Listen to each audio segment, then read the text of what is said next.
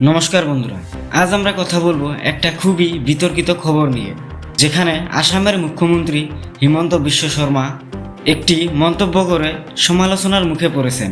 এই মন্তব্য ঘিরে সোশ্যাল মিডিয়ায় ব্যাপক আলোচনা চলছে।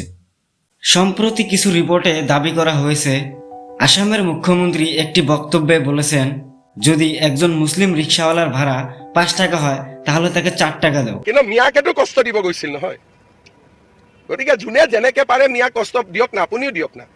ৰিক্সাত উঠিলে 5 টকা ভাড়া হলে 4 টকা দি দিব।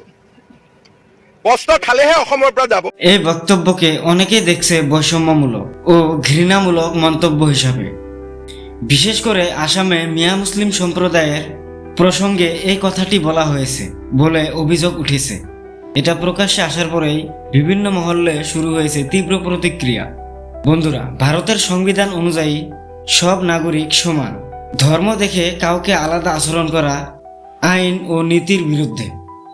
অনেকে বলছেন এটা সাধারণ মানুষের মধ্যে ঘৃণা বাড়াতে পারে এবং সংখ্যালঘু সম্প্রদায়ের নিরাপত্তা নিয়ে প্রশ্ন তুলতে পারে। এই মন্তব্যের পর বিরোধী দল এবং কিছু সংগঠন মুখ্যমন্ত্রীর বিরুদ্ধে ব্যবস্থা নেওয়ার দাবি জানিয়েছেন। কিছু সংবাদ মাধ্যমে বলা হয়েছে এটি একটি দায়িত্ব জ্ঞানহীন মন্তব্য। অন্যদিকে বিজেপি সমর্থকরা দাবি করছেন মুখ্যমন্ত্রীর বক্তব্যকে ভুলভাবে উপস্থাপন করা হয়েছে। তবে বিতর্ক কিন্তু থামেনি। বন্ধুরা, একজন মুখ্যমন্ত্রী বা বড় নেতার বক্তব্য সমাজে অনেক প্রভাব ফেলে। ধর্মের ভিত্তিতে কাউকে ঠকানো বা ছোট করা কখনোই গ্রহণযোগ্য নয়। আপনার মতামত কি?